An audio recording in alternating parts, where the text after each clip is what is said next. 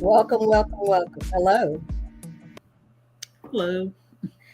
So I'm Hello. Latanya Martin, broker owner of Grand Style Homes, and this is Shift Happens. We are. This is sort of a follow up as well as a preview to our 2023 Wealth Building Summit that we have coming up.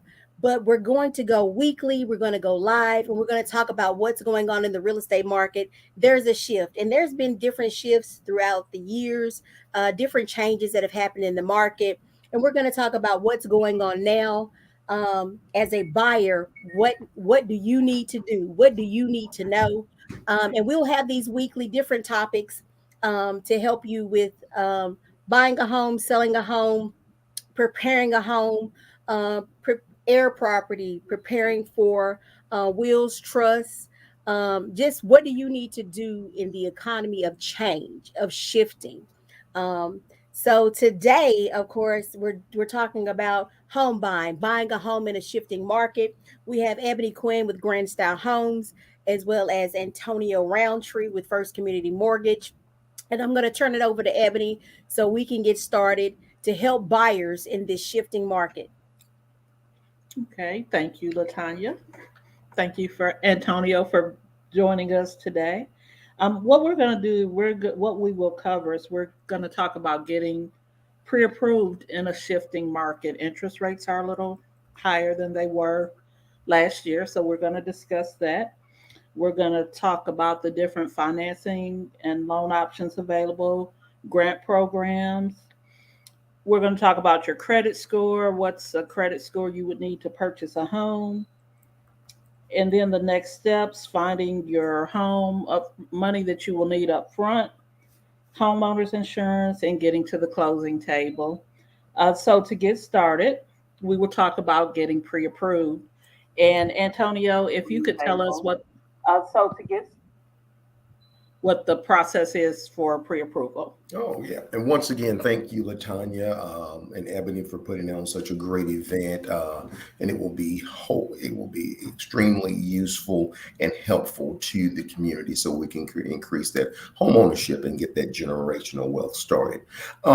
It's a kind of a simple process. When you initially get started, you will either be referred over by a real estate agent, or you could be referred by a friend, or either you're at one of our events, or just pick up the phone and call. First, we will sit down and actually just kind of do a consultation with you. We'll ask you a couple of things about your credit. We would then go and do an application, which it does not have to be done in person. We can do it virtually. Once we send you over the verbal application, and we have kind of went through and looked at the approval process, and the pre-approval process, and let's take a quick look at how that looks. We will look at it based off of a few things: scores, debt to income. We will also look at, and then of course, once we've kind of got the initial information sorted, then that's when we're going to collect documents. And generally, those standard documents are just your 2 years of W-2s, 2 months of bank statements, and then of course 2 months of your last two paycheck stubs. You'll send that information in, then we'll get calculations, and this is how we will initially let you know how much you are pre-approved for. Once you are pre-approved, because we're hoping that all of you are, and just in case that you aren't, we always like to go with that motto: you're not broken, you're just bent. So then we will do a series of one-on-ones with you, and hopefully in 6 to 8 months we can get you prepared for home ownership. And then once we have got that process done, you and I will talk about the programs that are out there, whether it's THDA offering $6,000, or whether we're going to use our first FCM Advantage mortgage program we have, which is 99%. And then as well as we'll look at our AHR, affordable housing resources. We have grants available for those, and we will tell you which of those you'll qualify. And then of course, once we have got determined that, then we will send you and your agent over a pre-qualification letter based off of the rate, that the current rate base of that day. We will take a look at what your rates would be, what your payments would be, potential payment, potential everything from your homeowner's insurance as well as taxes. These are only estimates. We will send that information over and give you what's called a pre-qualification letter. Some real estate agents do want a pre-approval letter. So, of course, if we receive the documents, we, of course, generally don't have a problem giving you a pre-approval letter, but it's just standard pre-qualification letter. We'll send that over to them, and then, of course, you will have the consultation with your realtor, and then you and that client will, she or he will begin to send you a list of homes, and then you guys will begin to go and start that journey and that process with us. Okay, sounds good. And as he mentioned, once generally what we do at Grand Style Homes, you have to have a pre-approval letter in order for us to show you property, because if you see something that you want, most of the time when we send a contract in, we have to have the pre-approval letter with it.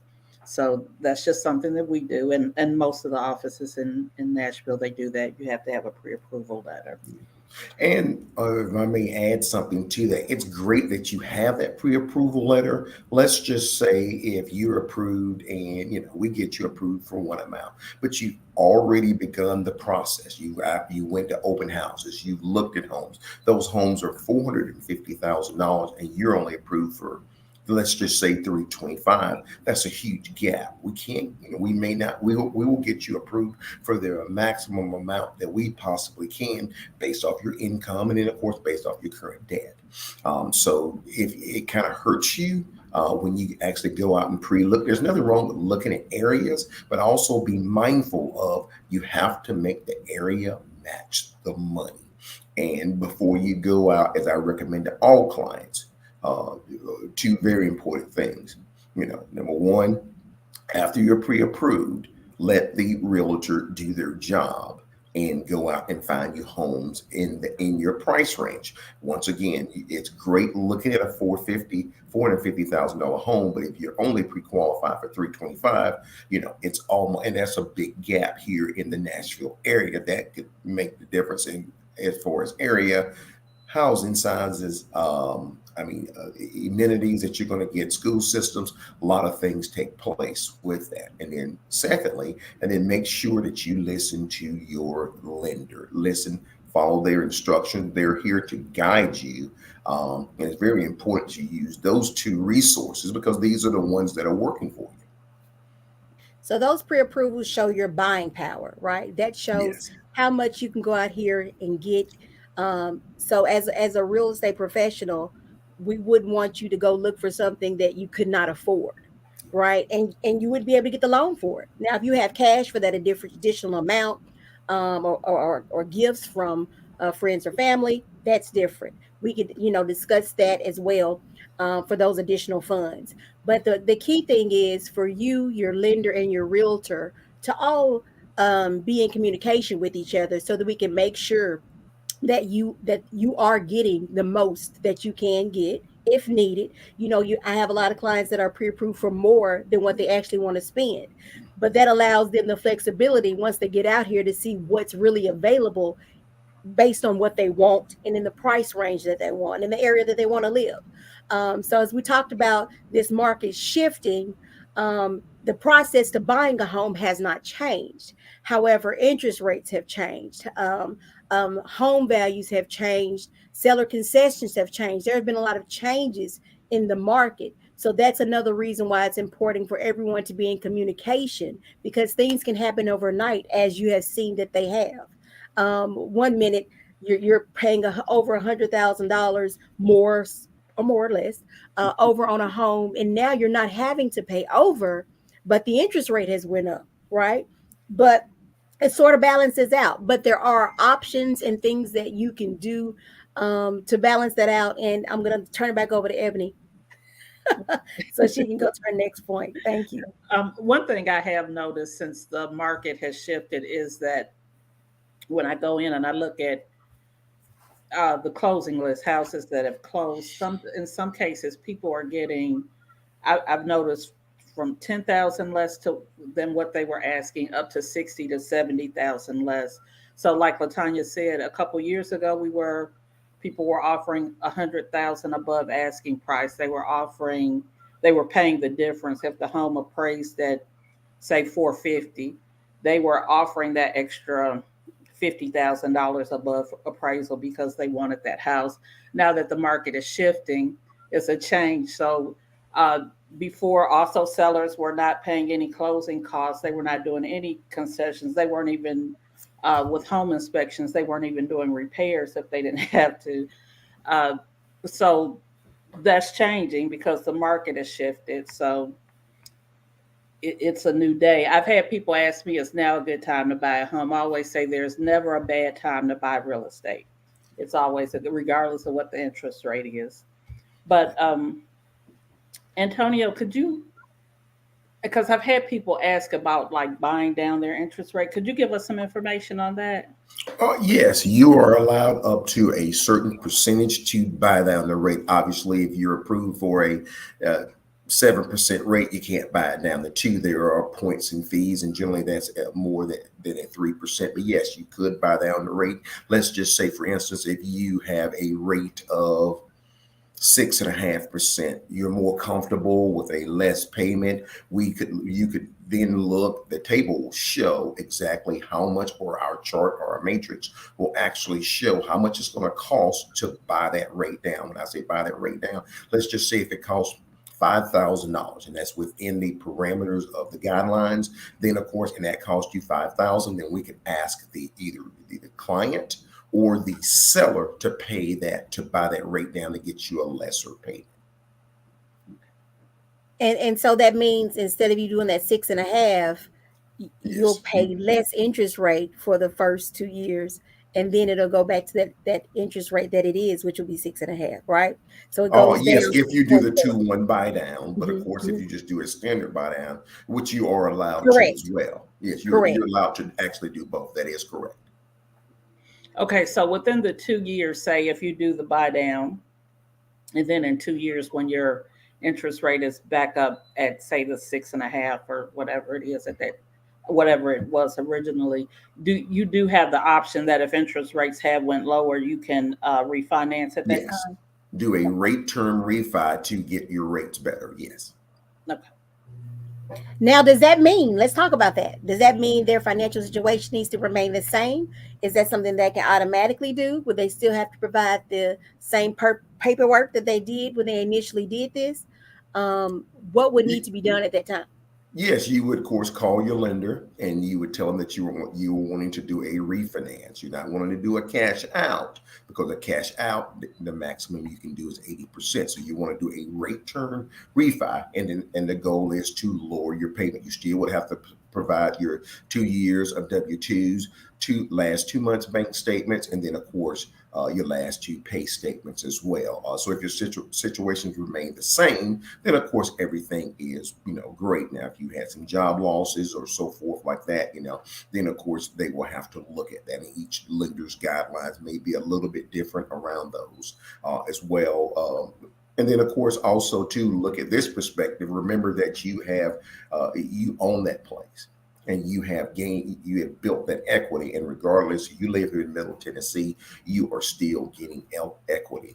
And, just on the subject of interest rates, here's what I want everyone out there to listen to realize. And this is what one of the things that I absolutely love is, what's the interest rate on rent? A And hundred percent. it is 100%. That is correct. So it is 100%. So even if you're hearing that rates are a little bit more now, you're hearing that the market, the houses is a little bit more now. It is still 100 times better for you to overpay on the rate and buy that home. You can always refinance, and it is and that even if you overpay on that home, guess what? In about 2 to 3 years, that is still going to appreciate. So technically, you still have that equity in your home, and then you own it. You live it, and also too, even though the rates are higher and the The housing prices may be a little bit higher. They may have leveled off now, but they still may be a little bit higher for what you think. Look at what the average rent is now. And the last I checked, the average rent in the greater area was probably creeping up toward $2,500 a month. And that $2,500 a month, you will never receive that back. There is absolutely no return on that in that money. So it is always crucial, no matter what the rate is or no matter how much you're paying for the home, to buy. I agree. I agree. Okay. One thing also we'd like to talk about is funds. What money you need up front to purchase a home. Okay. Well, traditionally, if you're going to go conventional, you're going to it's going to require 5% down. FHA is going to require 3.5% down. Now, we do understand now that we're in an era where with inflation, and let's just face it, this is probably, in my guesstimation, the new Middle Tennessee. It's very expensive to live here. Just because of everyone moving in and so forth, it's a little bit harder to save money. So THDA has $6,000 in down payment assistance. First Community Bank is gifted First Community Mortgage through AHR $10,000 in down payment and closing costs. So technically, you could receive $16,000 in closing costs. Or if you do our FCM Advantage, where you would do 99%, which means you only require the 1%, you still can do that. Also, the additional the additional $10,000. And piggybacking on what Ebony said earlier, now that sellers are willing to pay closing costs, the price is still a little bit steep, but however, they're willing to contribute now. Now, all of a sudden, you can get into a house with very little money, funds down. This Now, is true. also he mentioned the as far as the down payment and closing costs, there are other funds needed when you are buying a home. You have to appraisal. You have to pay for appraisal. You have to pay for home inspection, which generally they run about $500 to $600 depending on the inspector. Some lenders do require termite inspection. Those generally run about $60. And Latanya, am I forgetting anything besides the termite inspection? Well, you also have earnest money. Earnest money, yeah. That's the money you use to hold the house once you put it under contract. So you will have some earnest, but the earnest money will be applied Applied towards your to closing costs Yes. right at closing. and with the earnest money, for those who are listening, earnest money varies. It's just dependent upon what the seller wants. Or if you're doing new construction, sometimes they want a little bit more earnest money than with uh, existing homes. But generally, it can sometimes be 1% of the price of the home. Sometimes it's less. I've had a client that was able to put $250 up for earnest money. So it's just dependent upon what the seller is willing to accept. And remember also too, when you incur expenses, your family members can give gifts as well to kind of help you out with that. So that is another option as well. That's real simple. You just simply have a gift letter, and then of course, depending on the program, the source of funds. And those funds can either be given to you at check, or given to you by check, and you deposit them into your account. But the easiest way is actually to have those funds wired to you at closing. So essentially, if your parents were giving you money for down payment, then essentially they would have the wiring instructions, and all they would have to do is either go to their bank, or they may be able to do it from their mobile device.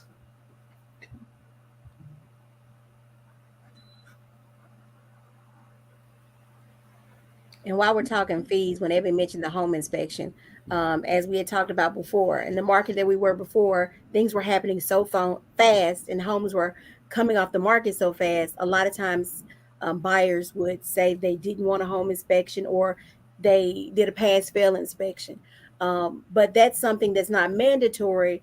But for me, I always suggest that as a buyer, you want to know what the condition of the property that you're buying is in, whether you ask for the seller to pay for those repairs or not. But like I said, now they're more flexible. They're more open to doing some things and making some repairs if needed. Um, but it's optional. But as your real estate professional, if you decide that you don't want that, we would have you sign something stating that you did not want that, because we have had at least one time I know of where the client did a home inspection and some things wind up happening with the house. Um, and on that particular time, the actual home inspector um, wind up having to home inspection company wind up having to fix the house because it was something that they did not find, that they did not do on their end. But then I've also had where, even in new construction, where something wasn't hooked up and there was a water leak.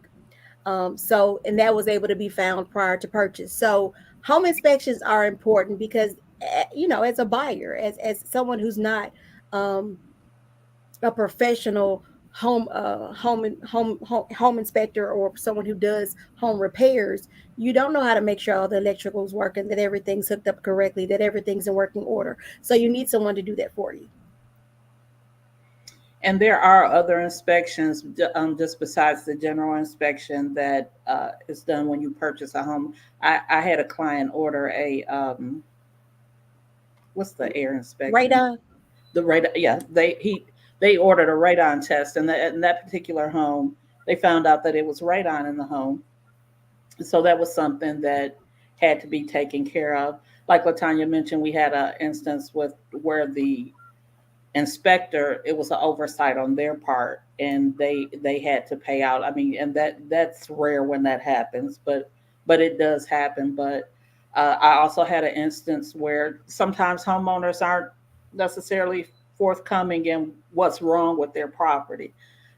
So you want mold inspections and different things like that because you want to know that information up front, and if that's an issue, you want that taken care of. Absolutely. Now, let's talk about the current market. Um, I'm noticing, and when I'm looking, I'm usually looking just in a specific area. Sometimes I'm looking in all of Middle Tennessee, but sometimes maybe I'm just looking in Antioch or Hermitage or something like that. But I'm noticing that houses are staying on the market a lot longer. Would you all agree? Yes. They're not only they're staying on the market longer, some of them are going under contract and coming back on the market. So homes are coming back on the market as well.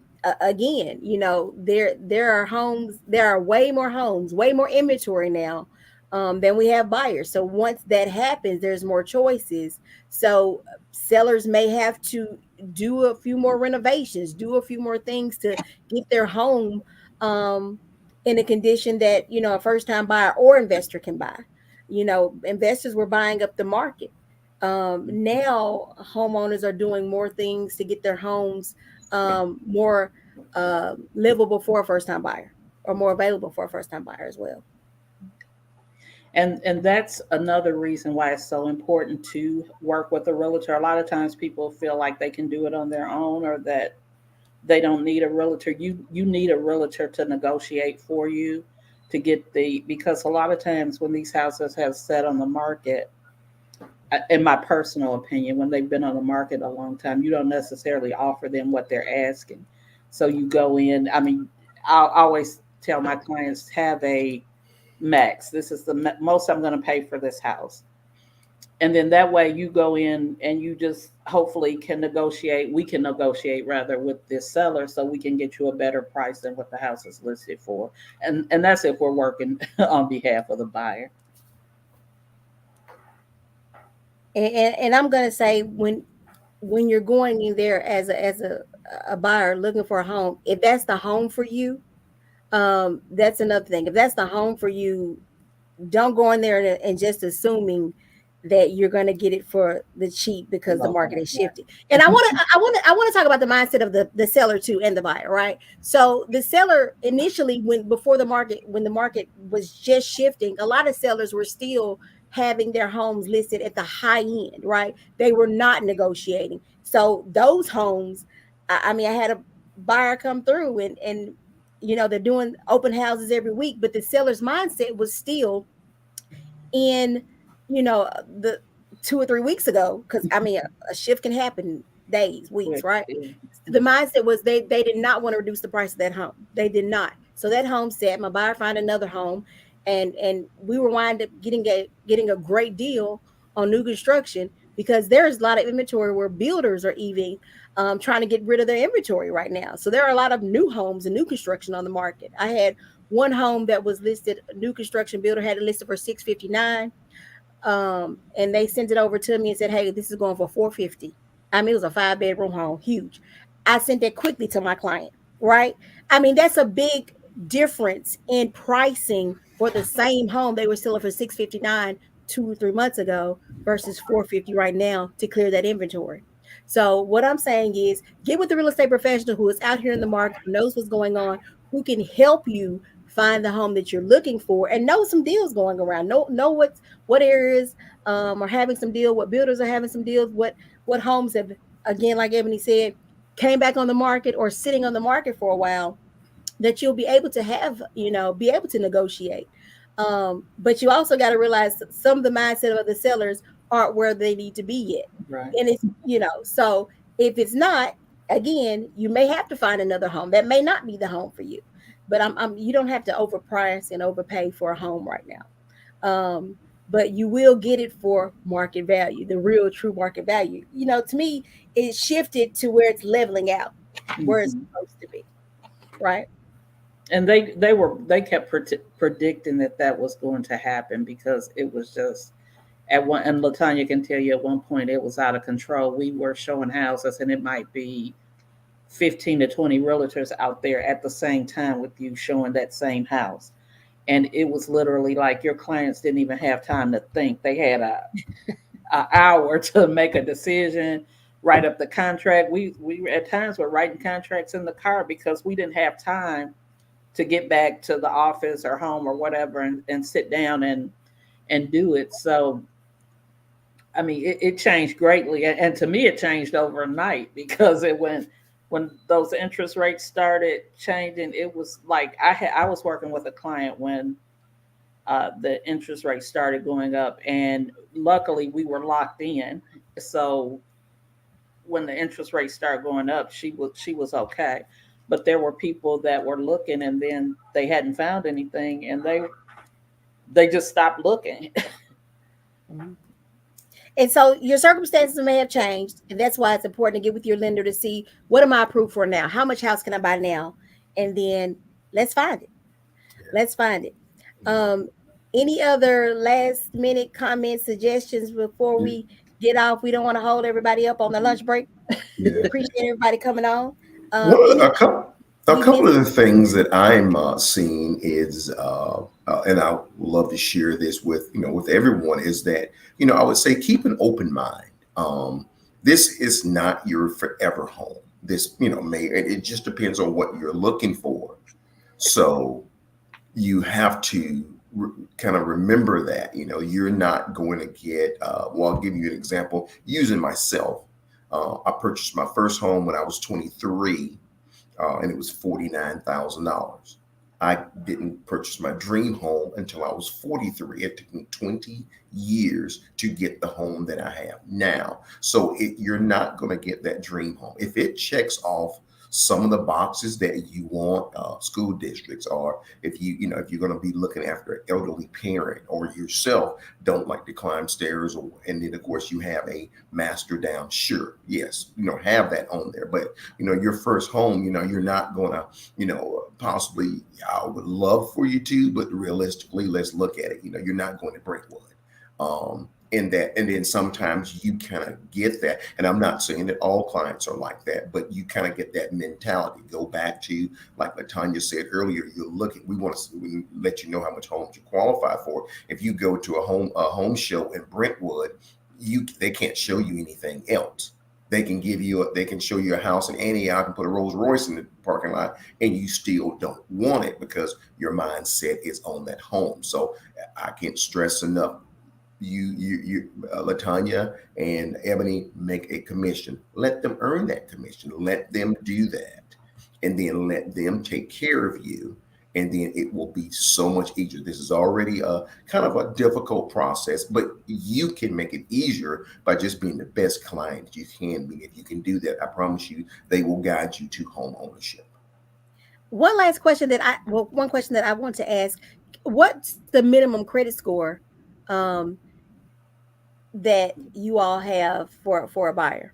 There are some programs out there starting at 580. Of course, those rates will probably be a little bit more, and of course, those are a little bit difficult to get approved, but we can do those. But I would, anyone with a general credit score, in this, in the sixes, based off your situation, yeah, we would love to, like I said, we work with all clients, whether you're a 540, and then of course we need to get your credit score up. We'll work with you in one-on-one. So, but yeah, if you're somewhere in those mid sixes, and guys, and remember that Credit Karma, all those are just guides. We will need to see that real credit report, and then we can start advising you. You may be ready now, then you may be ready, in 4 to 5 months. But we're going to walk you through the process, and if you are following the program and listening, we will guide you to home ownership.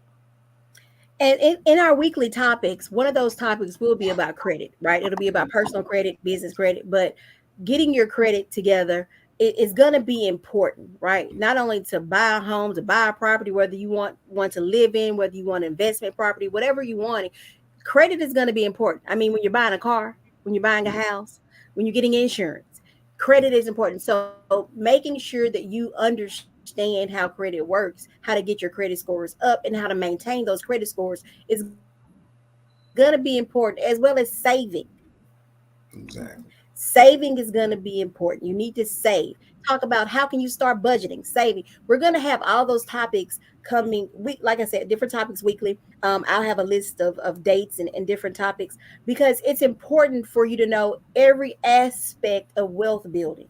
This is just a part of it. Not everyone works a 9 to 5. So for those self-employed, for their retirement, it may be real estate, or for most of us, a lot of us could be real estate. It could be stocks. It could be all of those types of things. So we're going to talk about every aspect of wealth building and the things that you can do. Again, today's topic was about, for you home buyers out there who are on the fence, wondering what to do. The time is now. Don't stop. Come on and buy it. Come by now.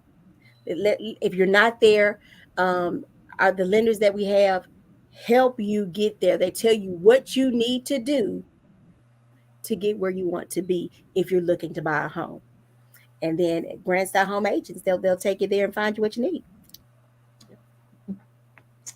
All right. Well, I think that's it for today. And as Latanya said, we're going to have a weekly series, so just stay tuned for the dates for the next week and the future weeks to come, because we really do want to invest in the community and help everybody get to a good financial state and build wealth for their family and their future. Absolutely. Thank you all for joining us. Talk to you soon. Thank you Bye all, bye. Ebony and Antonio. Appreciate you Bye all. bye. Have a good rest of the day. You too. Bye bye.